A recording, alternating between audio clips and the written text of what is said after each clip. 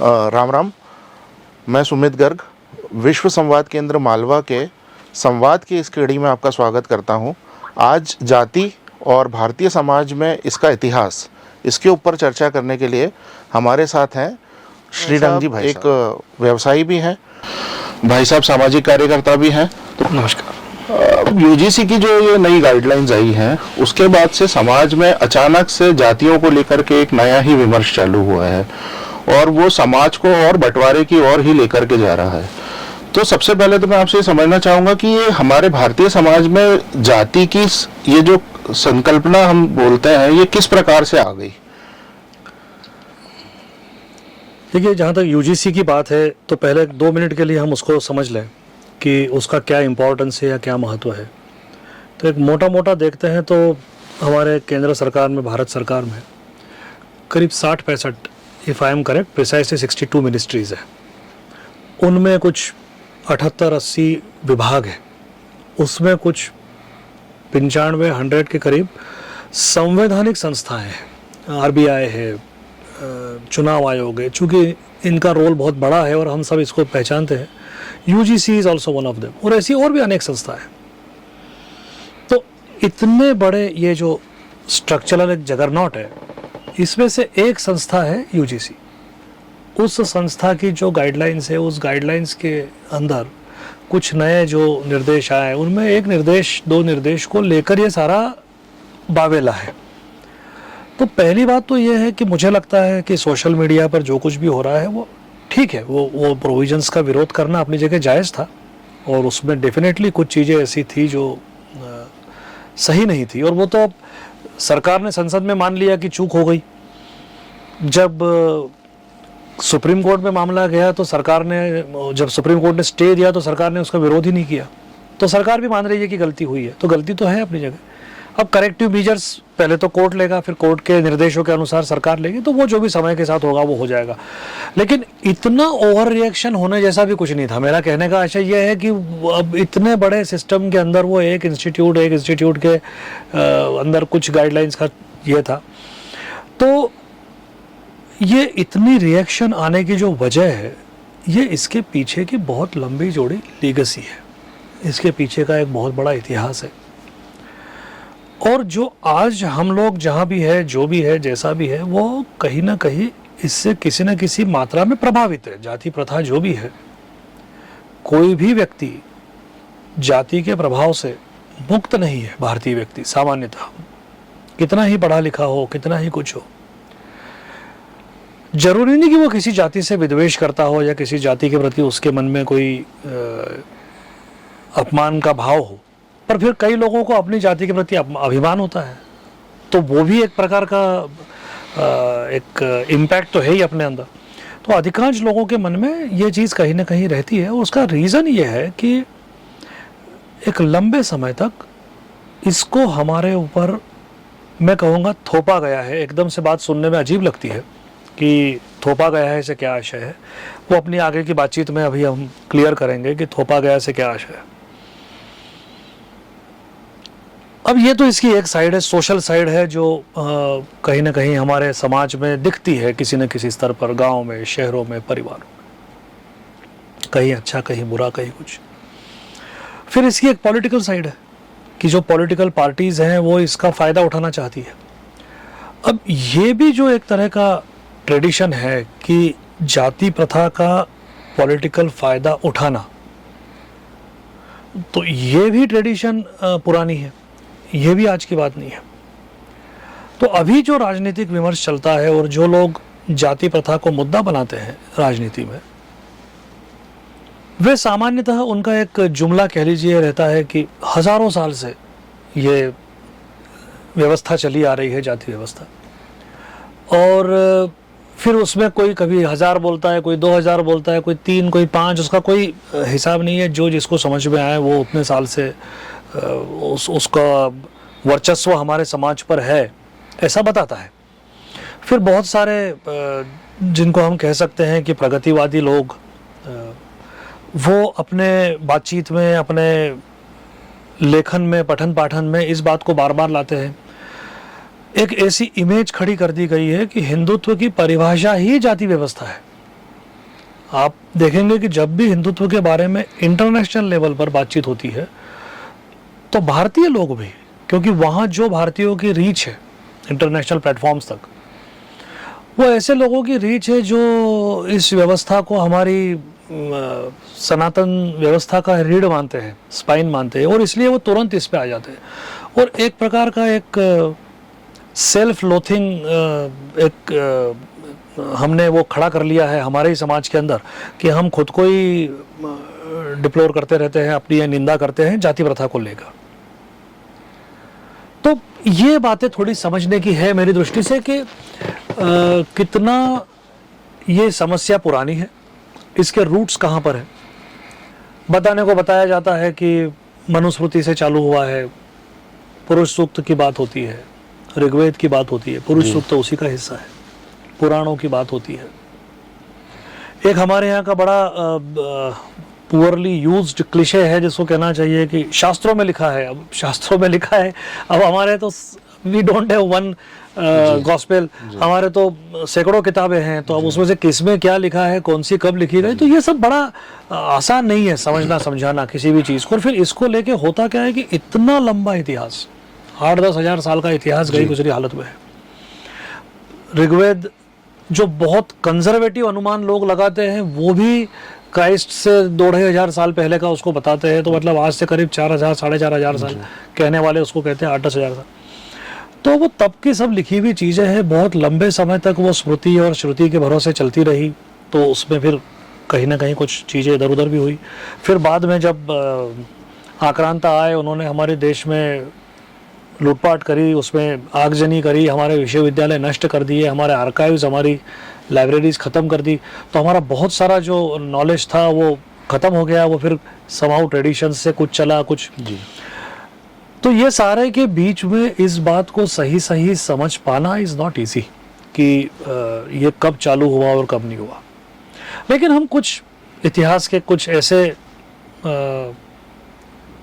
क्या कहना चाहिए रेफरेंसेस देख सकते हैं जहाँ से हमको कुछ आइडिया लगता है। तो मैं एक छोटा सा एग्जांपल आपको देता हूँ कि हम भारतीयों की बात छोड़ दें 2 मिनट के लिए, हिंदुओं की बात छोड़ दें।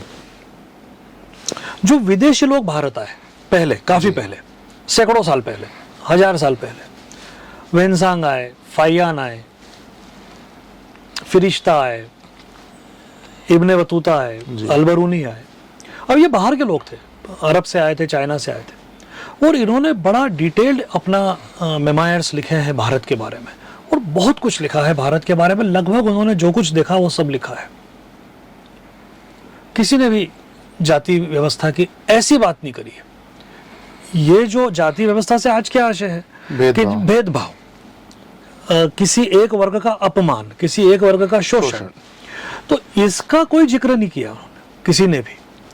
तो 1500 साल पहले का जो इतिहास थर्ड पार्टी का अवेलेबल है, जिसको ऐसा लिखने या नहीं लिखने का कोई रीजन नहीं है, अगर उसको कोई चीज समाज में दिख रही थी उसने वो लिखी है सारी चीजें। उसने इस प्रकार के किसी भी आचरण का, व्यवहार का, समाज में इसके एग्जिस्टेंस का कहीं कोई जिक्र नहीं है।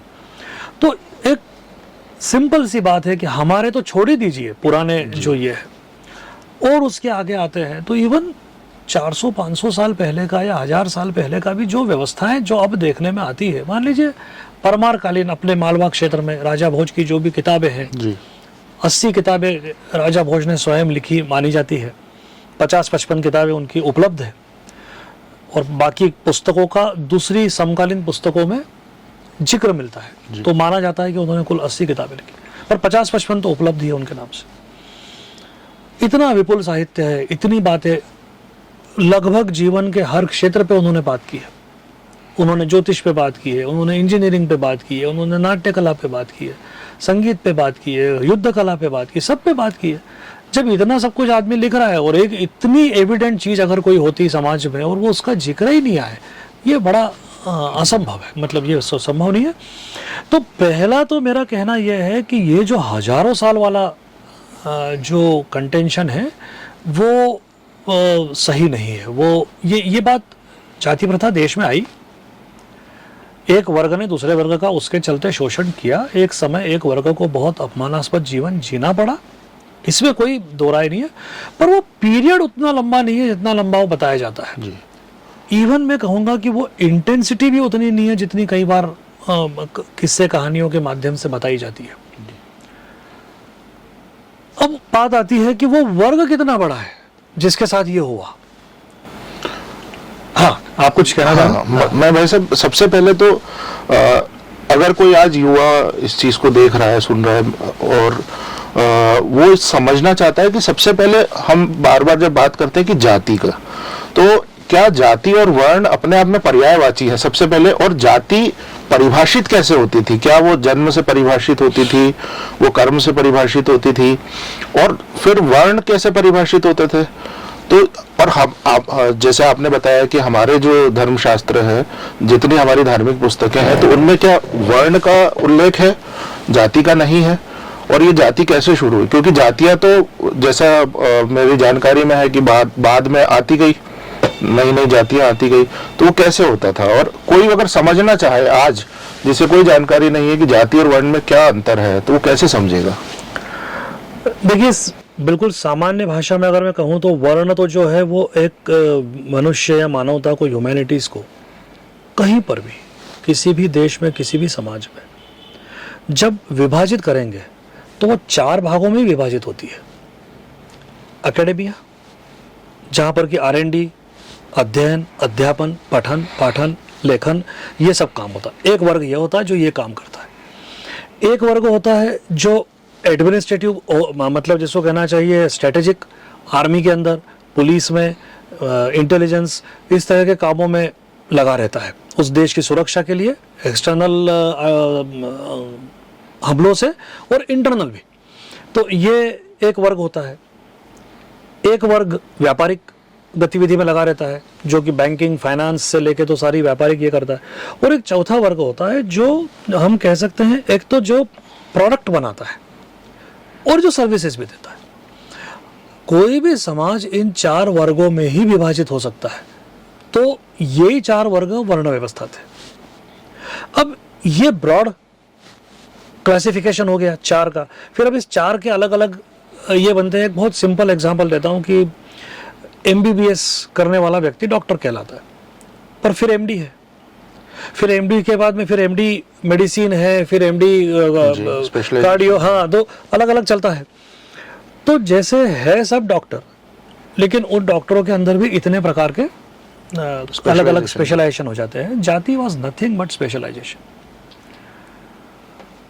चूंकि हमारी जो अध्ययन अध्यापन की व्यवस्था थी, होता क्या है कि जब भारत में गुरुकुल की बात होती है या अध्ययन अध्यापन की बात होती है, तो जो चित्र हमको बचपन से और हमारी पीढ़ियों को हमारे अंदर उतारा गया है, वो चित्र ये है कि पेड़ के नीचे एक ऋषि बैठे हैं, उनके सामने कुछ ब्राह्मण पुत्र बैठे हैं और ऑब्वियसली वेद पाठ चल रहा है या पुराणों का अध्ययन चल रहा है। इसके अलावा जैसे कि कुछ पढ़ने बढ़ाने के लिए इस देश में था ही नहीं। ये बहुत गलत एक पिक्टोरियल मेमोरी हमको दे दी गई है, जिसको हम सब कैरी करते हैं। तो हमारे यहाँ भी सीखने सिखाने को सब कुछ था, सारी तकनीकें थी। आप जाइए मंदिर जो साउथ में, जो क्योंकि नॉर्थ के तो सब तोड़ ताड़ दिए, सब ध्वस्त कर दिए, पर साउथ में है, बेडू है, बेलूर है, सोमनाथपुरा है, त्रिची है, बहुत सारे सैकड़ों मंदिर है आज भी। वहाँ की जो कारीगरी देखेंगे आप, वो सारे मंदिर कम से कम 1000 साल पुराने। तो 1000 साल पहले भी वो मंदिर जब भी बने होंगे, इतना बड़ा स्ट्रक्चर खड़ा करना है, ड्राइंग तो होती होगी ना, कुछ तो किसी तरह का पहले एक आइडिया लगता होगा कि क्या करना है, कहाँ से चालू करना है, कहाँ खत्म करना है, कौन क्या करेगा, उसकी कोई कुछ इक्विपमेंट्स होंगे, कुछ मशीन होंगी, कुछ। आप बहुत इजीली ये कह देते हो कि वो तो लोगों का एक वो भी चित्र दिखाया जाता है कि वो हंटर मार के और पत्थर रैम के ऊपर चढ़ाया जा रहा है। वो इजिप्ट वाला वो हमारे यहाँ पर भी कट पेस्ट कर दिया गया। बिल्कुल बिल्कुल भैया, इतना सारा काम, इवन पिरामिड भी फॉर दैट मैटर, ये हंटर कहाँ से आ गया जी? आई मीन, ये जो कल्पना है कि वो जो लोग थे उनको हंटर मार के काम करवाया जा रहा था, ये कोरी कल्पना है, इसका कोई रिकॉर्ड नहीं है। ये तो आपने एक विमर्श स्थापित कर दिया कि साहब उनको तो गुलामों जैसा ट्रीट किया जा रहा था, पर ऐसा कुछ भी नहीं है। अच्छा समाज था, स्वस्थ समाज था, समृद्ध समाज था, हर तरह के काम करने वाले लोग थे, उनको पेमेंट मिल रहा था, काम हो रहे थे, तभी तो इतने काम इस तरह स्केल पे होंगे। हंटर मार के कितना काम करा लेंगे? तो मुद्दा ऐसा है कि जो अध्ययन अध्यापन का सिस्टम था वो हमारे यहाँ पर स्कूल कॉलेज के माध्यम से ज़्यादा न होकर घर में एक पीढ़ी से दूसरी पीढ़ी को सिखाने का सिस्टम था। घर के ताऊ, चाचा, दादा, पिताजी ये आने वाली पीढ़ी को सिखाते थे जो भी उनकी स्किल है, कारपेंटर है, जो भी उनका ये होगा, ऑक्यूपेशन होगा। और फिर उसमें एक प्रकार की क्या कहते हैं, प्रोफिशिएंसी उस फैमिली को आ जाती थी। अब अपन आज के कॉन्टेक्स्ट में देखें, मान लीजिए एक फौजी का परिवार है, तो बड़ा एक नेचुरल ये रहता है कि वो चाहते हैं कि उनकी बेटी भी किसी फौजी परिवार में जाए, उनका जो जवाई हो वो भी फौजी रहे। अब ये कोई जातिवाद नहीं है, ये सिंपल मैटर ऑफ कंफर्ट है। एडजस्टमेंट जो दो परिवारों के बीच में होता है वो आसान हो जाता है। वो अगर एक दूसरे के अनुकूल होंगे, उनको मालूम होगा तो बेहतर हो जाता है। तो डॉक्टर्स प्रेफर करते हैं परिवारों के रिलेशनशिप डॉक्टर्स के साथ हो। वही मोटा मोटा जाति प्रथा थी कि जिसके अंदर एक प्रोफेशन के लोग प्रोफिशिएंट होते जाते हैं उस आर्ट के अंदर, उस कला के अंदर, पर वो बड़े होते जाते हैं, उनका क्लैन, उसी में शादियां होती है, उसी में नए ये होते हैं। तो वो एक बड़ा नेचुरल सा ये था। इसमें एक बहुत बड़ी बाधा आई आगे चल के, वो थी विदेशियों के आक्रमण। स्पेशली पहले तो बहुत पहले हूण और वो सब आए, वो सब तो अपनी जगह रहे, लेकिन वो कोई भी यहाँ आकर लंबे समय तक सेटल नहीं हुआ। पर जब इस्लाम का झंडा लेके टर्क्स और उज़्बेक और ये लोग जब भारत आए, तो एक तो ये क्रूर थे, दूसरा इन्होंने हमारी सिर्फ लूटपाट नहीं की, इन्होंने हमारे मंदिरों को तोड़ा, मूर्तियों को तोड़ा, फिर ये यहीं रह भी गए। तो इन्होंने हमारे पूरे इकोनॉमिक स्ट्रक्चर को हिला दिया, नष्ट कर दिया, ध्वस्त कर दिया। और जब रोजगार खत्म हो जाता है तो फिर समाज में बड़े डिफरेंट से परिवर्तन भी आते हैं। और जब विदेशी व्यक्ति, अच्छा, जब विदेशी सेना आती है कोई, तो they have nothing to lose. वो अगर 4000-5000 किलोमीटर दूर से अगर आए हैं घोड़ों पर बैठ के, तो जान तो उन्होंने छोड़ ही दी है, जान का तो उन्होंने अपनी जीवन तो दांव पे लगा ही दिया है, और बाकी तो कुछ उनके पास है नहीं। परिवार भी उनके साथ नहीं है, बड़े बूढ़े उनके साथ नहीं है, बच्चे उनके साथ नहीं है, संपत्ति नहीं है, मकान नहीं है, सोना नहीं, चांदी नहीं, कुछ भी नहीं है। और यहाँ जो रह रहा है उसके साथ सब कुछ है। तो आपकी जो वल्नरेबिलिटी है वो आपको कमज़ोर बना देती है। तो ये भी जो कई बार बात होती है कि ऐसे कैसे मुट्ठी भर लोग आए और उन्होंने, पर उसका रीज़न ये रहता है कि वो मुट्ठी भर लोगों की ताकत इस बात में रहती है कि they have nothing to lose. जो यहाँ रहते हैं वो भले ही नंबर में ज़्यादा हो, लेकिन they have everything to lose, और वो उनको कमज़ोर बना देता है। फिर मंदिर टूटे। अब मंदिर हमारी अर्थव्यवस्था की रीढ़ की हड्डी थे। इतने विशाल प्रोजेक्ट मंदिरों के, और उसमें बरसों लगते थे, 10-20 साल, हजारों लोग उसमें। आप तमिलनाडु के मंदिर जाइए, वहाँ जो पत्थर इस्तेमाल हुआ है वो 400-400, 500-500 किलोमीटर दूर तक मिलता नहीं है। तो कहाँ से इतनी बड़ी मात्रा में पत्थर आ रहा था, उसका लॉजिस्टिक्स, उसका सारा अरेंजमेंट। फिर वो मंदिर बनाने का, जैसा मैंने जिक्र किया, आर्किटेक्चर, इंजीनियरिंग, बनाने वाले लोग, फिर वो आर्टिस्ट, बहुत बड़ी संख्या में लोग उसमें बनाते समय इन्वॉल्व होते थे। फिर इतने बड़े मंदिर, आज त्रिची का जो श्रीरंगम मंदिर, अगर मैं सही ध्यान है मुझे, तो करीब करीब 60 एकड़ में पूरा मंदिर प्रेमाइसेस। उसको मैनेज भी करना है, उसको मेंटेन भी करना है, उसको चलाना है, तो बहुत बड़ा एक रोजगार का सेंटर भी रहता था। फिर वहाँ दूसरी गतिविधियाँ बहुत सारी होती थी, सोशल एक्टिविटीज़ होती थी, भारतीय शास्त्रीय संगीत, भारतीय शास्त्रीय नाट्य कला, ये सब मंदिरों में विकसित हुए, मंदिरों में उनका परफॉर्मेंस होता था, उसी से, मंदिरों से ही उन लोगों को रोजगार मिलता था। राजा भी उसका इस्तेमाल मंडी की तरह या किसी से करता था। अनाज जो अपनी प्रजा को बांटना है, उनमें डिस्ट्रीब्यूट करना है, देना है, तो ये सब भी मंदिर। आने जाने वाले जो लोग थे वो रुकने के लिए मंदिर का इस्तेमाल। मंदिर बहुत बड़ी चीज़ थी, वो कोई एक सिर्फ पूजा करने की जगह भर नहीं थी। हमारी अर्थव्यवस्था, और आज भी अब हम देख रहे हैं जब मंदिर फिर से रिवाइव हो रहे हैं, तो हमारी अर्थव्यवस्था भी उसका बहुत अच्छा, एग्जैक्टली। तो ये उस समय भी था। अब वो पूरी अर्थव्यवस्था अचानक ध्वस्त हो गई। जब एग्जिस्टिंग मंदिर ही आप रख नहीं पा रहे हैं तो नए बनाने का प्रश्न खत्म हो गया। अब जब बेरोजगारी आती है समाज में तो फिर पॉसेसिवनेस भी आता है, फिर ये बात आती है कि ये काम मेरा है, ये काम आपका है, विकृतियाँ आई, आपको आपकी पूजा करने का अधिकार नहीं है, आपकी महिलाएं सुरक्षित नहीं है, आपकी बेटियां सुरक्षित नहीं है, आपको किसी भी प्रकार का धार्मिक आयोजन करने की स्वतंत्रता नहीं है। फिर उसकी वजह से बाल विवाह या इस तरह के अनेक जो हमारे बीच में कुछ कुरीतियां कुछ वर्षों तक रही। पर ये सब कब हुआ? तो ये सब हुआ 1100 में आक्रमण चालू हुए, 1200-1300 में फिर उनका यहाँ पर वर्चस्व बढ़ने लगा। 1200 से लेके 1600-1700 तक शिवाजी महाराज ने जब 1650 के आसपास 45-50 से जब रेजिस्टेंस चालू किया तगड़ा, तब तक तो वो निर्बाध बीच के 300-400 साल निर्बाध से आशय रेजिस्टेंस तो हुए, पर वो उसको कुचलते गए एक तरह से। और फिर अंग्रेज आए। अंग्रेज आने का जो टाइमिंग था इस देश के अंदर, वो उनकी दृष्टि से बड़ा अपॉर्चुन टाइमिंग था जी। अंग्रेजों के आने तक भी हम वैसे गरीब नहीं हुए थे जैसे हम 1947 में वो हमको छोड़ के गए थे, ठीक है। और ठीक है, हमारी जो सामाजिक समृद्धि मुस्लिम आक्रांताओं के आने के पहले थी वो कुछ वर्गों तक सिमट गई, पर दौलत हिंदुस्तान में ही थी किसी न किसी रूप में। अंग्रेज जब आए तब स्थिति ऐसी थी कि 1707 में औरंगजेब की मृत्यु हो चुकी थी। वो पिछले अपने जीवन के अंतिम 27 वर्ष महाराष्ट्र में ही रहा और महाराष्ट्र में युद्ध लड़ता रहा। 27 साल अपनी राजधानी से दूर था। कोई भी राजा उस जमाने में जब कम्युनिकेशन और वो सारे इस तरह के, उस जमाने में अगर 27 साल दूर रहेगा तो उसका साम्राज्य जो था वो कमज़ोर हो गया। ऑब्वियसली उनकी जो उत्तराधिकारी थे वो भी उतने काबिल नहीं थे कह लीजिए।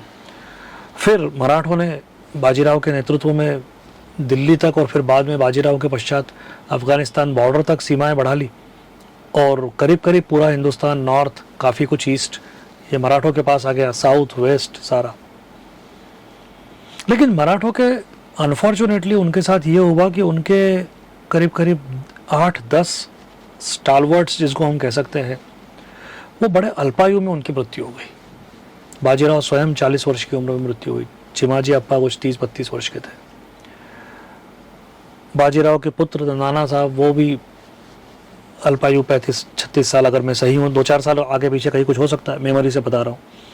उसके पहले इवन शिवाजी महाराज 50 वर्ष की उम्र में, संभाजी महाराज 34-35 वर्ष की उम्र में।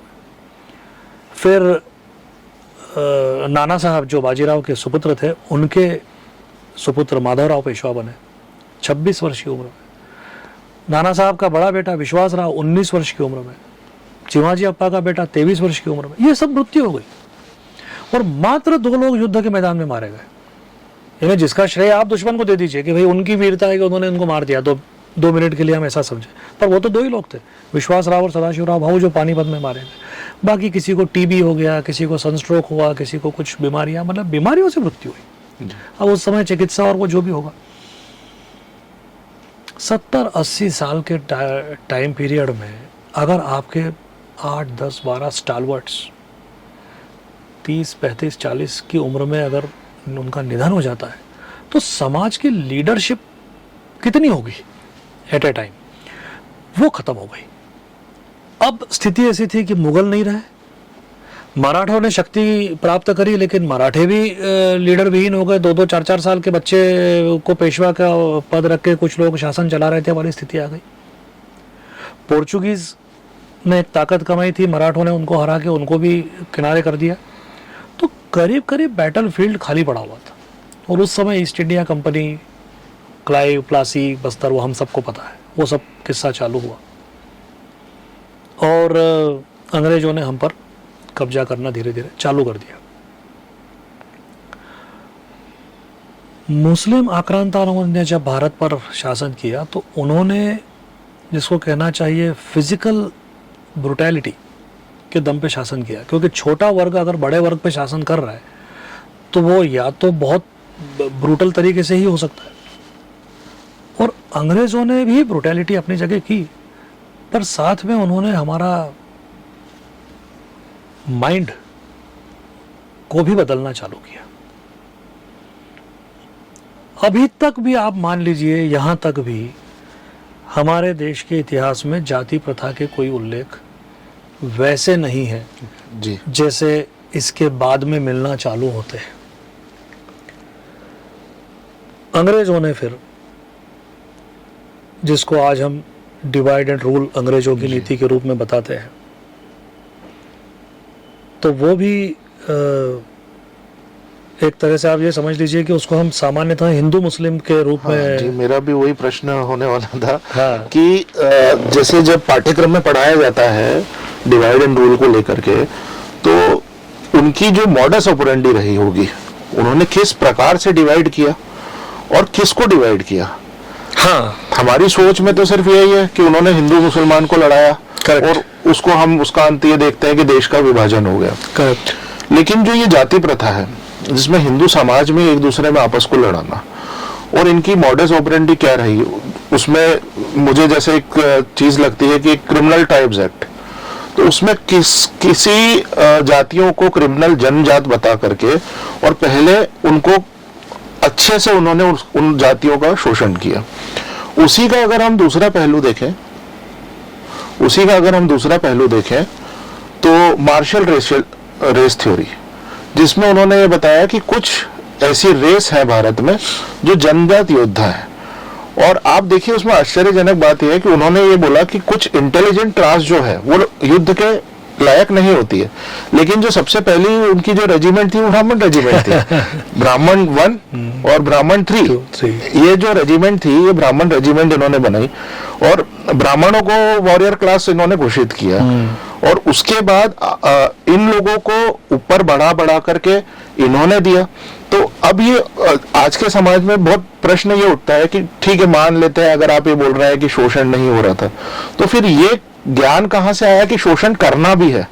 तो क्या ये भी अंग्रेजों ने, दोनों एक ही सिक्के के दो पहलू है, दोनों तरह से, एक को ये बताया कि तुम्हें इनका शोषण करना है और दूसरे को जाके बताना कि ये 100% सही है कि उन्होंने ये जो डिवाइड एंड रूल की जो नीति है, ये बहुत, इसका कैनवास बहुत विस्तृत है। एक्चुअली क्या, वो 47 में वो पार्टीशन हो गया, उसके बाद से सारी चीज़ें हम हिंदू मुस्लिम के यार्डस्टिक से देखने लगे, और वैसे ही हमको शायद बताया भी गया, हो सकता है डेलिबरेटली बताया गया हो। पर अंग्रेजों ने डेफिनेटली, ये divide and rule was not limited to Hindu and Muslim, it was more within Hindu society. और उन्होंने दोनों काम किए। उन्होंने एक वर्ग को आप सवर्ण हो जैसी फीलिंग दी कि आप सुपीरियर हो, और दूसरे वर्ग को इन्फीरियर बताया। और इन्फीरियर बताने के लिए या उस पूरे सिस्टम को चालू करने के लिए उन्होंने अलग अलग उसके तरीके अपनाए। इसमें एक बहुत बड़ा जो उनका टूल था, कहना चाहिए, वो टूल था एजुकेशन सिस्टम। धर्मपाल जी की किताब है द ब्यूटीफुल ट्री, जिसमें उन्होंने इंडिजीनियस इंडियन एजुकेशन सिस्टम के बारे में कहा है। और जो अंग्रेजों ने नोट किए हुए जो सर्वेज है, तो उन्होंने कहा है कि India was highly educated country. Even 1810-1812 में जो उनके सर्वेज है, उसमें भी 80% लिटरेसी, 85% लिटरेसी की बात है। सब धर्म, सब वर्ग के लोग पढ़ रहे थे, सारी जातियों के लोग पढ़ रहे थे, पढ़ा भी रहे थे। ये सारे वर्णन उनमें है।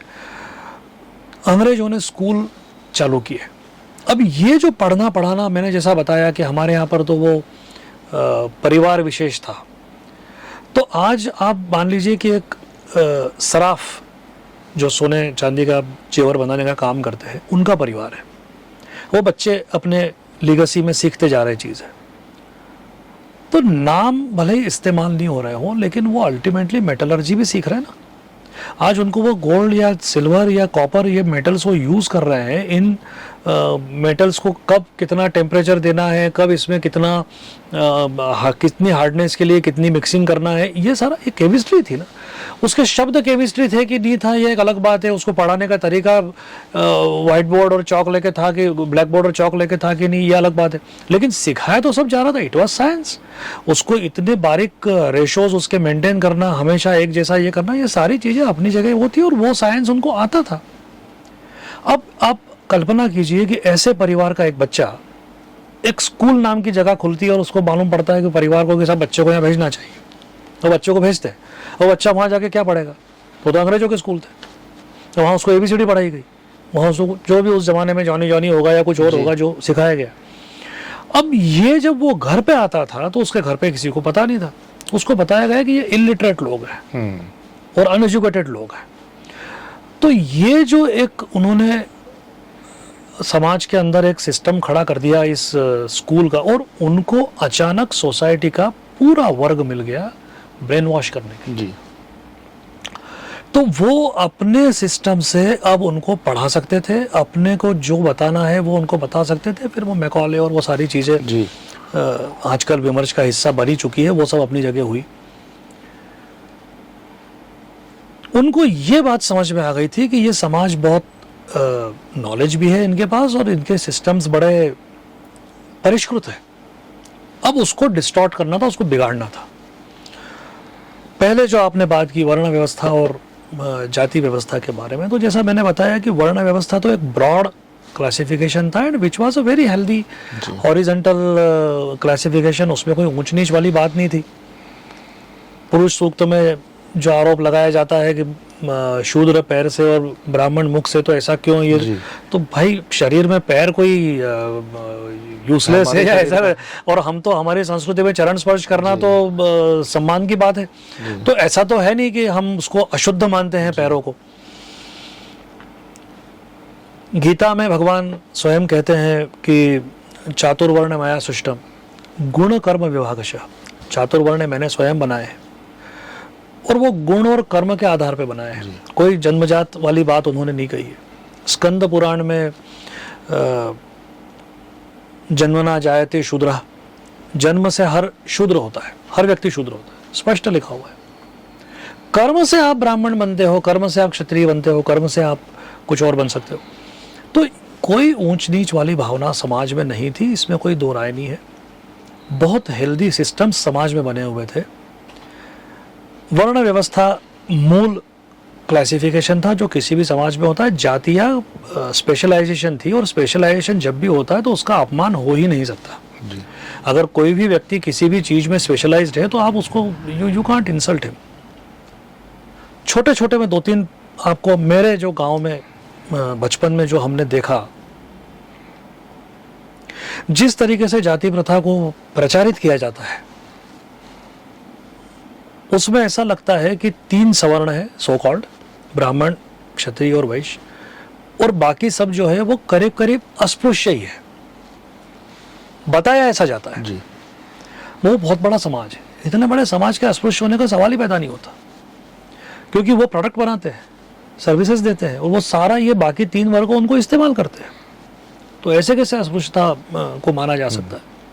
आज कोई मटका बना रहा है, वो मटके के अंदर लाके हम पानी भर के पी रहे हैं। आज कोई लकड़ी की कोई आइटम बना रहा है, उसको घर के अंदर इस्तेमाल हो रहा है। तो सवाल ही पैदा नहीं होता था। वो सारा उनका जो एक, आज भी किसी भी प्रकार के जो जिसको कहना चाहिए स्पेशलाइज्ड लेबर को या कलाकार को जो सम्मान आज भी मिलता है, वो तब भी मिलता था। कई प्रथाएं ऐसी बना रखी थी, क्योंकि सोसाइटी में डेफिनेटली आज जैसी मार्केट और ये सब चीज़ें नहीं थी। तो 2-3 छोटे छोटे मैं आपको बताता हूँ। जैसे एक समाज था जो बेसिकली ढोल बजाने का काम करता था। अब ढोल बजाने के कितने अवसर आएंगे, साल में 2-3 महीने शादियाँ होती है, मुख्यतः तो वही रहेगा, उसमें नेक वेक मिल गया, बाकी टाइम वो आदमी पैसा कैसे कमाएगा? तो फिर उसको दूसरी एक जिम्मेदारी दी थी कि वो समाज में जाके ये बताता था कि आज 11 है, आज पूर्णिमा है, आज अमावस है। ब्राह्मण से पूछेगा, ब्राह्मण उसको बताएगा, वो हर घर में जाके ढोल बजा के बताएगा कि आज 11 से, उसको उसके बदले में कुछ अनाज या 2 रुपए या कुछ भी, मतलब उस जमाने के हिसाब से पैसा या अनाज मिलता था, उसकी जीविका चलती थी। सम्मान की अगर मैं बात करूं तो हमने ये देखा है कि जब गांव में शादी का समय जब आता था, मकान घर में जब शादी होने वाली है, तो घर में शादी की शुरुआत होती थी, घर को लीपना जो कहते हैं, उससे घर की सफाई वफाई करके उससे घर का शादी का कार्य चालू होता था। ये लीपने के लिए पीली मिट्टी रखते थे, वो लाने के लिए कुम्हार को बुलाया जाता, सबसे आगे वो तगारी फावड़ा लेके, उसके साथ में ढोल वाला, उसके पीछे घर की महिलाएं वो गीत गाते हुए जाती थी, वो पीली मिट्टी की खदान तक जाके वहाँ से वो पीली मिट्टी लेके, उसके बगैर वो काम नहीं हुआ। ऐसे एक एक वर्ग को अलग अलग काम दिए थे और वो काम उन्हीं के माध्यम से होते थे। इनविटेशन देने का काम नाई समाज का था और उसकी सैंक्टिटी इतनी ज़्यादा थी कि घर का मालिक भी आपको कह दे, बाय चांस कहीं रास्ते में मिल जाए कि भाई मेरे यहाँ शाम को आना है, पर अगर नाई समाज के माध्यम से अगर वो इनविटेशन आपके घर तक नहीं पहुंचा है तो वो इनविटेशन नहीं माना जाता था। फॉर्मल इनविटेशन तभी माना जाएगा जब वो आके घर पे बोलेगा। तो ये सारे रीति रिवाजों के माध्यम से समाज में रोजगार भी लोगों को मिलता था, सम्मान भी लोगों को मिलता था, और असम्मान वाला या अस्पृश्यता वाला मसला बहुत बाद में चालू हुआ, जो समाज में आया मुश्किल से 150-200 साल पहले। मेरा अंदाज़ा है कि उसकी एक अनफॉर्चुनेट प्रथा चालू हुई और वो बहुत 2-3 समाजों के लिए बड़े दुर्भाग्य का विषय था कि उनके लिए वो थी और उनको भुगतना पड़ा, विच वॉज वेरी अनफॉर्चुनेट, और जिसको हम करेक्ट भी किया हमने समय के साथ। और ये हमारे समाज की एक खासियत है कि हम इसको, हमारे विकारों को हम समय के साथ ठीक भी कर लेते हैं जी। तो अंग्रेज़ों ने जो अपनी बात चली कि अंग्रेज़ों ने ये सब जो फूट डालने का काम करके हमारे समाज के अंदर ये जो एक ये जाति प्रथा अंग्रेज़ों के माध्यम से कैसे आई। अंग्रेज़ों ने दौलत बाहर ले जाना चालू की। क्लाइव के ऊपर अगर आपको पता हो तो इंग्लैंड में मुकदमा चला था लूट का। और जब उसने उस जमाने में 3 लाख पाउंड की संपत्ति भारत से वो कमा के लेके गया था, अवैध, ईस्ट इंडिया कंपनी गबन एक तरह से, हाँ। और उसने वहां उस मुकदमे के दरमियान कहा है कि I am astonished at my own modesty in doing so, मतलब मैंने वो, मतलब वहां तो इतना कमा था, मैं तो 30 लाख पाउंड भी कमा सकता था, मैं तो कुछ नहीं किया मैंने तो जो ये संपत्ति बाहर गई, इसने रोजगार तोड़ दिए। एक एक धंधा मरता चला गया किसी न किसी वजह से। कपड़े का सबको पता है कि कपड़े का धंधा, वहाँ से कपड़ा सस्ता आने लगा तो अपने यहाँ का जो कपड़ा इंडस्ट्री थी वो पूरी उसकी, वो काफ़ी बात की बात है। पर उसके पहले एक एक धंधा, जैसे बचपन में कहानी आपने पढ़ी होगी नमक का दरोगा, मुंशी प्रेमचंद की। तो नमक का दरोगा, इंस्पेक्टर सॉल्ट्स, ये पोस्ट थी क्योंकि नमक अवैध था, नमक बनाना, क्योंकि वो दांडी यात्रा, मतलब वो तब तक अवैध था, गांधी जी ने नियम तोड़ के नमक। तो अब आप सोचिए कि ये एक इतना बड़ा धंधा जी, जिसको कि एक पूरा समाज निर्भर होगा, उसके निर्भर होता था, क्योंकि उस जमाने में वो लॉजिस्टिक्स, उसको समुद्र किनारे से प्लेन्स तक लेके आना, इसमें अब अचानक वो धंधा अवैध हो गया जी, धंधा अवैध हो गया, वो लोग क्या करेंगे। तो वो जो लूणावत समाज या लूणिया या ये लोग थे जो ये लूण का यानी नमक का धंधा करते थे, फिर अब वो बेचारे बेरोजगार हो गए जी। तो 1935 में आपने एक सूची बना दी जिसको नाम दिया अनुसूचित जाति, क्योंकि ऐसी तो कोई सूची उसके पहले, अंग्रेजों के पहले तो इस देश में थी नहीं जी। तो उन्होंने एक अनुसूचित जाति क्यों बनानी पड़ी अंग्रेजों को, अनुसूचित जाति की सूची, क्योंकि पहले नहीं थी जी। पहले होती तो फिर क्या बात थी, फिर तो चली आ रही है, पर ऐसी कोई सिस्टम नहीं था कि जिसके अंदर कुछ जातियों को अलग निचला दर्जा दिया जाए। तो फिर आपने एक एक जाति को, जिसके साथ भी बेरोजगारी की स्थिति आ रही थी, उसको अनुसूचित जाति। और तुम्हारी ये स्थिति क्यों है, ब्राह्मण की वजह से जी, तुम्हारी स्थिति क्यों है, ठाकुर की वजह से। तो ये एक नैरेटिव खड़ा करना चालू किया। मैं इसमें वही बात बोल रहा था। वैसा अभी आपने जैसे 1935 की सूची की बात करी, अभी कई व्यक्तियों से अगर हम चर्चा करें कि अंग्रेज़ों ने ये सब ऐसा किया है, अंग्रेज़ों का ऐसा हुआ है, पूरा ये इतिहास, तो कई बार लोगों का ये कहना रहता है कि अरे हो गया, 80 साल हो गए, भारत आज़ाद हो गया, हमें स्वतंत्रता मिल गई है, अंग्रेज़ चले गए हैं, अब इसका क्या प्रभाव है।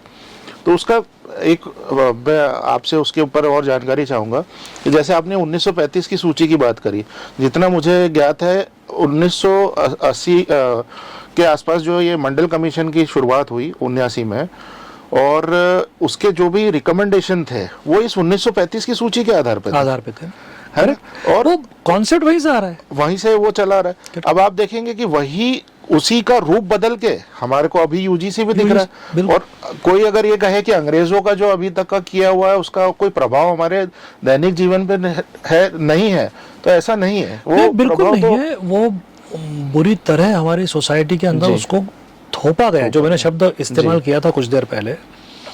तो ये जो सूची बनाना या इसके पहले जनसंख्या रिसले ने जो रिसले ने 1901 का जो 1901 1902 में कुछ में जो सेंसस हुआ, उसने जो जनसंख्या की थी, हालांकि उसके पहले 1872 में भी जनसंख्या हुई थी, पर वो जातिवादी नहीं थी।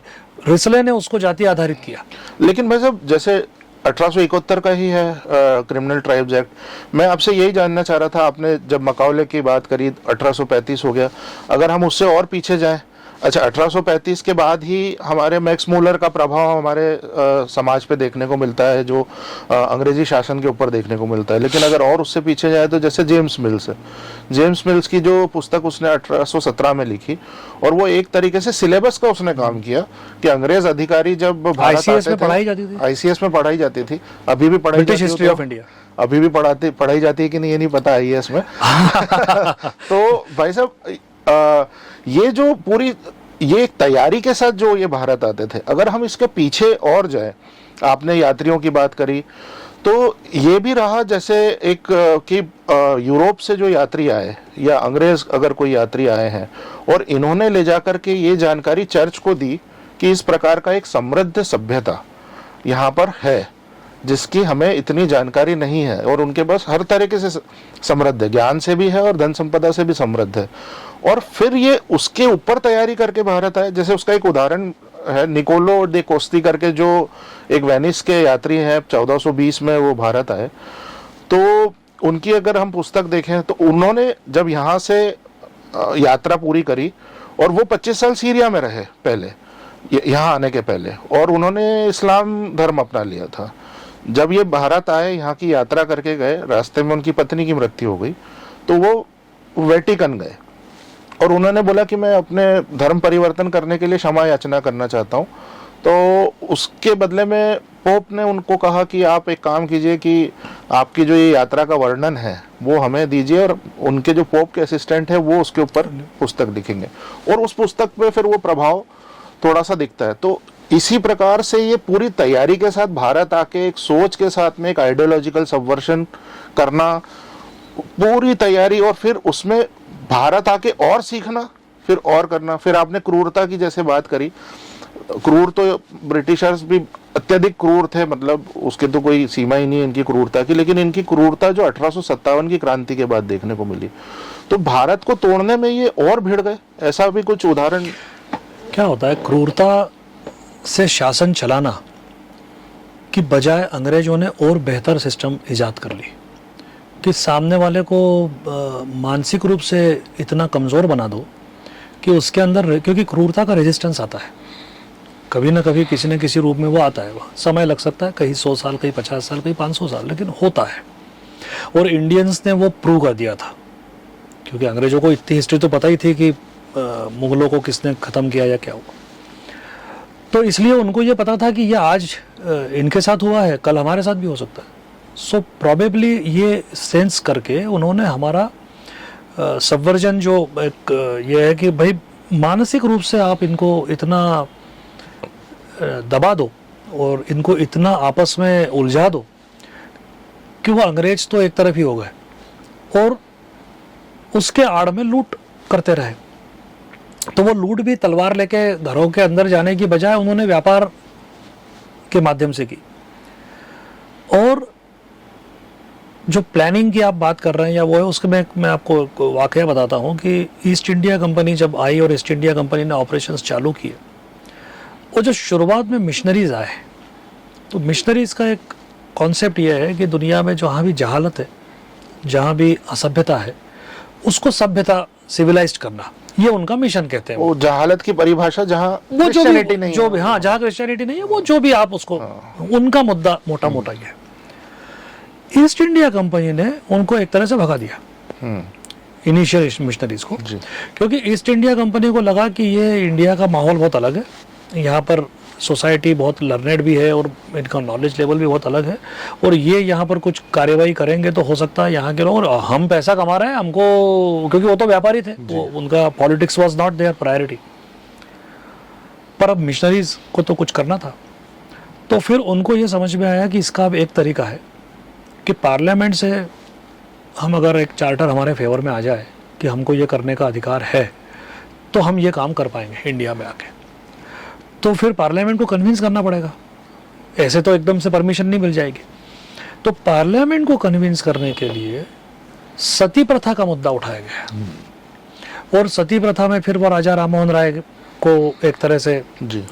इस्तेमाल किया गया कह लीजिए, और वो प्रथा जितनी नहीं थी उससे कई गुना ज्यादा, कोई प्रथा ही नहीं थी, प्रथा शब्द ही मैं तो कहता हूँ अपने आप में पवित्र तब इस्तेमाल नहीं, तब इस्तेमाल होता है जब कोई चीज समाज में बहुत बड़े स्तर पर हो रही हो, है ना। आज हम कहते हैं हमारे यहाँ पैर छूने की प्रथा है, तो आज भी हमारा समाज, मेजॉरिटी समाज उसको फॉलो कर रहा है, तो उसको हम प्रथा कह सकते हैं।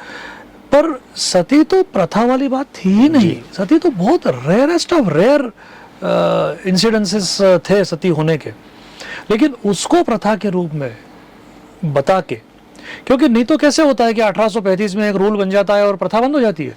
अगर वो चली आ रही थी हजारों साल से और बेंटिंग ने एक्ट पास किया और उसके बाद से इंसिडेंसेस बंद हो गए, ऐसा थोड़ी होता है, वो थी ही नहीं। इस स्तर पे रेयरेस्ट ऑफ रेयर, अपन छोटा मोटा इतिहास देख लें तो पूरे पेशवा डायनेस्टी में एक सती है, शिवाजी महाराज की माता जी नहीं गई, अहिल्याबाई नहीं गई, सैकड़ों उदाहरण है। तो सती जाना was not a common thing at all, rarest of rare cases. Forced तो बिल्कुल ही नहीं, फोर्स तो बिल्कुल ही नहीं थी, जो कि चित्र सामान्यता दिखाया जाता है। तो उन्होंने फिर परमिशन मिल गई उनको पार्लियामेंट से कि आप इंडिया जाके, और ये तो सिस्टमेटिक से आशय यह है कि बाकायदे चार्टर लेकर आपको अधिकार दिए गए कि आप वहाँ जाओ और वहाँ की जहालत दूर करो, ये लेके आए। अब वो जहालत दिखाना है पहले तो कि ये जाहिल है, और फिर उसको दूर करने के प्रयास दिखाना है, तो ये वहाँ से सिस्टम चालू हुआ। और ये जो मैंने रोजगार वाली बात की, तो अब ये दो तीन चीज़ें एक साथ चल रही है कि वो जहाँ ज़रूरत पड़ रही है वहाँ पर सेना का इस्तेमाल हो रहा है, वहाँ पर ब्रुटैलिटी है, 1857 के बाद लाखों लोगों को मार डाला गया। वहाँ उनको ये ध्यान में आया कि यहाँ का तो हर नागरिक सैनिक है, क्योंकि शिवाजी महाराज ने जो प्रथा चालू की थी तो उन्होंने तो हर आदमी को घोड़ा चलाना और तलवार चलाना आता था, हर आदमी के पास वो था भी जी।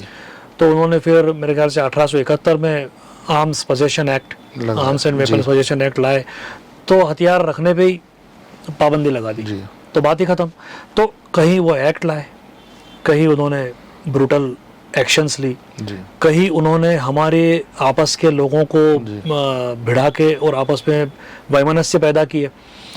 कुछ रोजगार उन्होंने आर्थिक अपने व्यापार के लिए, यहाँ के व्यापारों को, नील का व्यापार और नमक का व्यापार जैसे मैंने कहा, एक और ऐसा ही है कि अंग्रेजों ने बांस, बैम्बू जो होता है, उसको घास श्रेणी से हटा के वृक्ष श्रेणी में डाल दिया था जी।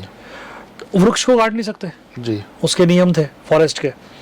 तो अचानक से अब ये एक बंसोड़ जाति होती है जी, एक समाज था जो कि बांस का ही काम करता था, बांस को काटना, बांस से चीजें बनाना, उसको फिर वही बात है, वो बेरोजगार हो गए, बंसोड़ में अनुसूचित जाति में चले गए।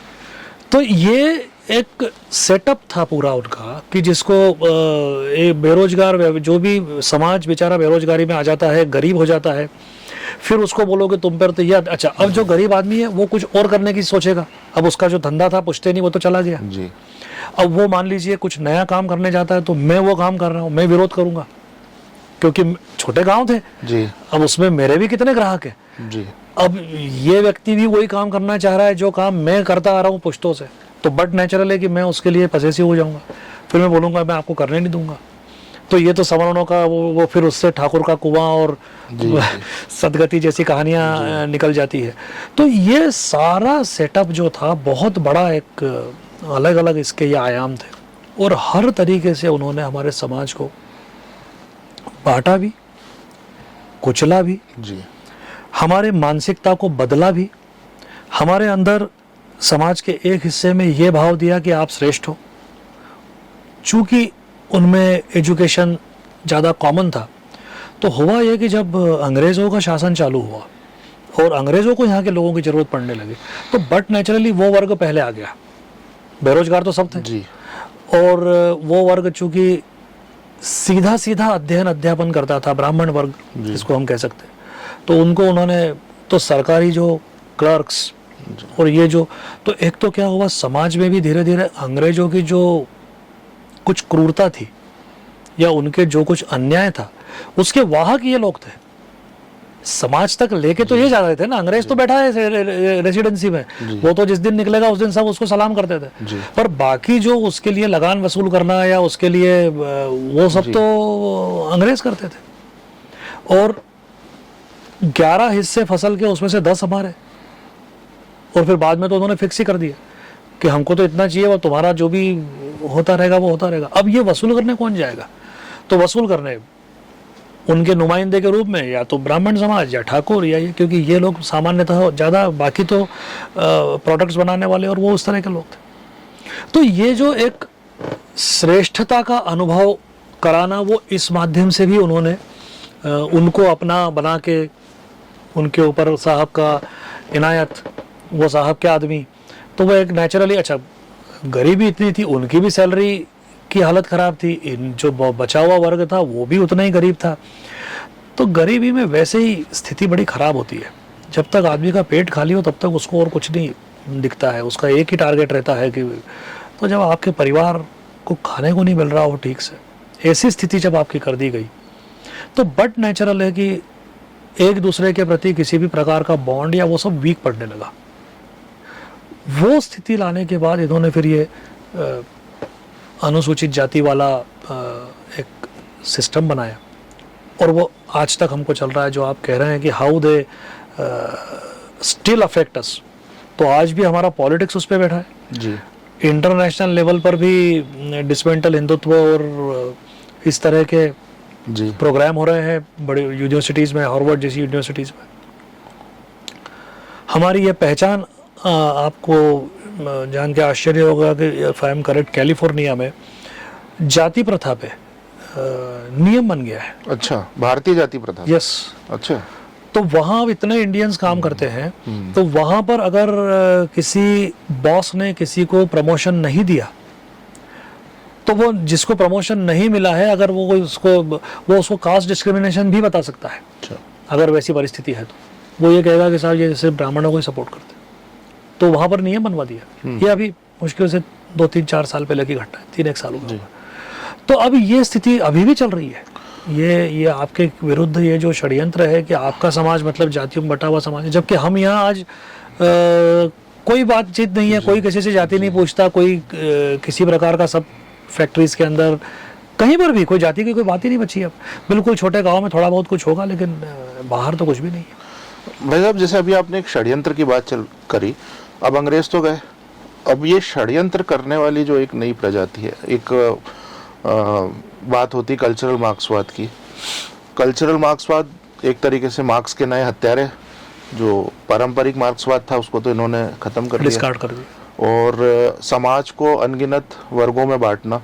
तो ये जो सारा षड्यंत्र चल रहा है, और वैश्विक भी है, और भारत के ऊपर तो इनका एक विशेष ध्यान है, तो ये कल्चरल मार्क्सवाद में ये किस प्रकार से जाति संघर्ष, पहचान की राजनीति ही सिर्फ इनका उद्देश्य है, सत्ता हासिल करना, या इसके पीछे और बड़ा कल्चरल मार्क्सवाद का अंतिम उद्देश्य क्या है? तो आपके समाज के अंदर बिखराव लेके आना, अनार्की लेके आना और आपके समाज को तोड़ देना।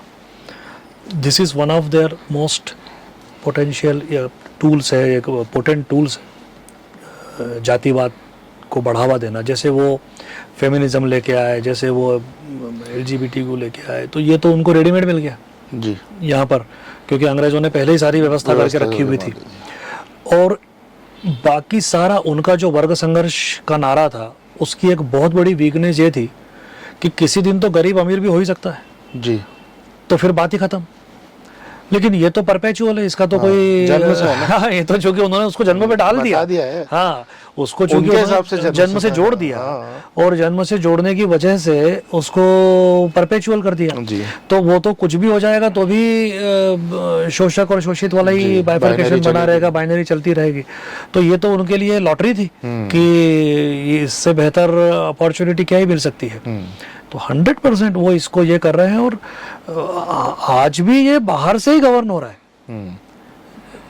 ये जो सारा हमारे देश में भी हम देख रहे हैं जी, तो फंडिंग होना और इसको संचालित करना और ये सब चीज़ें आज भी बाहर से चल रही है। और क्योंकि भारत ये उन सभी वैश्विक शक्तियों के लिए चैलेंज है जो विश्व में अपनी हेजेमनी चाहते हैं, चाहे धार्मिक आधार पर, चाहे राजनीतिक आधार पर। तो अगर आप विश्व में अपना वर्चस्व चाहते हो तो भारत एक बहुत बड़ा चैलेंज है आपके लिए। तादाद, पॉपुलेशन इतनी बड़ी है जी, और बाजार भी बड़ा है, बाजार बड़ा है। अच्छा, वो चाहते हैं बाजार इंटैक्ट रहे पर ताकत कम हो जाए।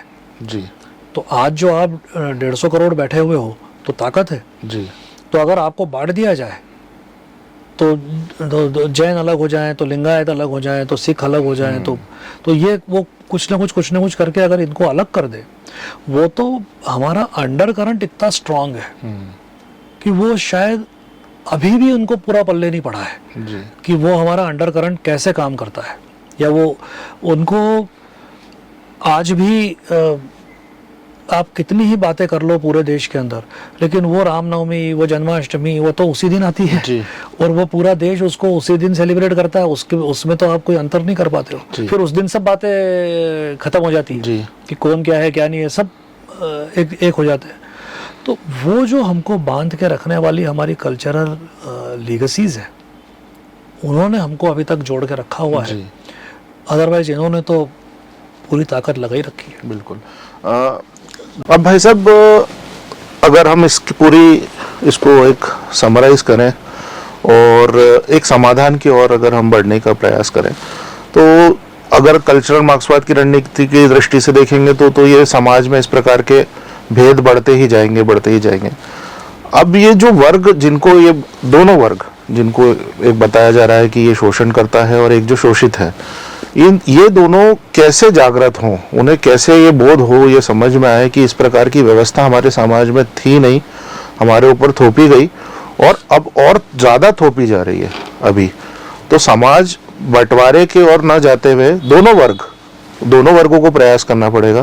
तो ये किस प्रकार से इसका समाधान? अब देखिए, अगर इस समस्या को हम देखें तो पहली बात तो ये है कि ये धार्मिक तो कभी भी नहीं थी। हमारे धर्म ने तो कभी भी जाति के आधार पर, जन्मना जाति के आधार पर किसी भी प्रकार का कोई डिस्क्रिमिनेशन धर्म ने कभी नहीं किया। जब हुआ, जिस समय ये हमारे समाज में आई, तो ये दरअसल एक सामाजिक विकार था। ये एक सामाजिक स्तर पर विकृति आई, समाज में रही कुछ समय तक। वो बहुत समाज के पूरे हिस्से को करीब करीब उसने ग्रसित कर रखा था, और उसकी वजह से एक वर्ग ने दूसरे वर्ग को अपमानित किया, शोषित भी किया, ये कह सकते हैं। तो वो सामाजिक स्तर की बात थी। मुझे ऐसा लगता है कि सामाजिक स्तर पर भी इस समस्या को अब बहुत हद तक हमने एलिमिनेट कर लिया है। जैसा कि अभी बीच में भी अपनी बात हुई, तो आज के रोज के जीवन में अब कोई जाति की बात नहीं करता, किसी भी स्तर पर, कॉरपोरेट्स के अंदर हो या ट्रैवल्स के अंदर हो या होटल्स के अंदर है, हॉस्पिटल से, कोई किसी प्रकार का कोई डिस्क्रिमिनेशन होता नहीं है इस चीज़ को लेकर। अब तीसरा स्तर जो है वो है राजनीतिक स्तर। आज इसको जिसने जिंदा बना के रखा हुआ है इस समस्या को, और कुछ हद तक इसको बढ़ाने के भी प्रयास हो रहे हैं, वो राजनीतिक स्तर पर हो रहा है। दुर्भाग्य से हमारे देश में अभी ऐसी स्थिति है कि बहुत सारे राजनीतिक दल और उनका नेतृत्व वो रचनात्मक मुद्दों पर राजनीति कर ही नहीं पाता है। उनके पास वो कैपेबिलिटी ही नहीं है। उनकी जो पार्टियां बनी हुई है, परिवारवाद की पार्टियां हैं, वो किसी क्षेत्रवाद के आधार पर, किसी जातिवाद के आधार पर, इसी आधार पर पहले तो पार्टी बनी है, यही उनकी राजनीति का आधार है। और अब वो उस आधार को छोड़ना नहीं चाहते क्योंकि वो और कुछ कर नहीं सकते। 2014 में जो मोदी जी ने कैंपेन चलाया बीजेपी के लिए उनके प्रधानमंत्री कैंडिडेट के रूप में, उस कैंपेन की खासियत थी कि वो कैंपेन विकास के मुद्दे पे चलाया गया था। और उन्होंने उसके पहले 12-13 साल गुजरात में जो कुछ किया वो भी डेवलपमेंट से जुड़ा हुआ था। तो उस गुजरात मॉडल को लेकर उन्होंने कैंपेन चलाया और पहली बार लगभग मुझे ऐसा लगता है कि हमारे चुनाव में विकास बड़ा मुद्दा था सारे इसमें। पर जब खासतौर से स्टेट इलेक्शंस की बात आती है तो उसमें जो वो क्षेत्रीय पार्टियां और विपक्ष जो भी पार्टियां हैं वो सब फिर ये जातिवाद और वो अब उसको केंद्र पर पिला रहे हैं। तो एक्चुअली ये वो टर्फ है जहां विपक्ष खेलना चाहता है, जहां वो ऐसा मानते हैं कि they are powerful, they can play better.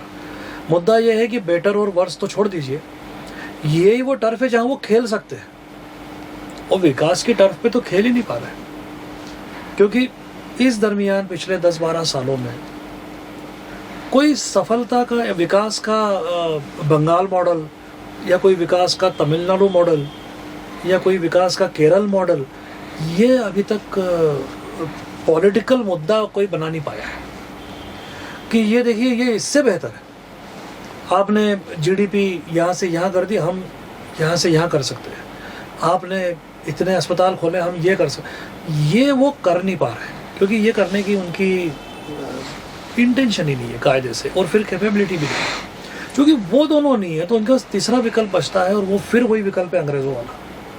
वो वहीं से ट्रेंड हुए हैं, वो वहीं से लीगेसी चली आ रही है कि फूट डालो और राज करो। तो उसके ये सारे प्रयास चल रहे हैं। मुझे लगता है समाधान तो खैर इतना आसान नहीं है। पूरे समाज को इस ओर जाना कि वो विकास को मुद्दा माने और इन चीज़ों को मुद्दा न माने। हालांकि एक दृष्टि से देखें तो ये समाज बार बार कह भी रहा है, क्योंकि they are losing, they lost in Haryana, they lost in Bihar, जो समझा जाता है कि बहुत जातिवादी प्रदेश, फिर भी और बड़े कन्विंसिंग विक्ट्रीज मिली है जी। तो वहाँ भी और अभी बंगाल में भी जी। सो दे आर लूजिंग कंसिस्टेंटली। तो शायद उनको ये समझ में आ जाए कि ये मुद्दा काम नहीं कर रहा है। एक तो ये उम्मीद करते हैं कि ये पॉलिटिकली अगर रिडंडेंट हो जाए मुद्दा तो बाकी जगह तो it has already been address, क्योंकि धर्म में तो मैं कह रहा हूँ प्रॉब्लम था ही नहीं, प्रॉब्लम समाज के स्तर पर था, it has already been addressed और राजनीतिक लेवल पर इसको जलाए रखा जा रहा है, जिंदा करके रखा जा रहा है। वो अगर वहाँ पर यूजलेस हो जाता है तो वो अपने आप हट जाएगा, which I am very sure should happen in few coming years, number 1। दूसरा, एक मुझे लगता है कि जिस चीज़ ने हमको बचा के रखा पिछले कई हज़ार सालों में, वो एक वजह ये भी थी कि हमारा जो एक तरह से grandparents to grandson का जो एक इंफॉर्मेशन ट्रांसफ़र था वो बहुत इम्पॉर्टेंट था। और ये जो नया कॉरपोरेट कल्चर आज शहरों में एटलीस्ट प्रिविलेंट है, इसमें थोड़ी दिक्कत है, मजबूरी है, लिविंग स्टाइल, और उसके चलते अब पति पत्नी दोनों काम करते हैं, दोनों व्यस्त रहते हैं, 10-10, 12-12 घंटे के वर्किंग आवर्स हो जाते हैं, और फिर वो बच्चों को ग्रैंड पेरेंट्स साथ में रह पाते नहीं रह पाते, वो सब भी इश्यूज़ रहते हैं।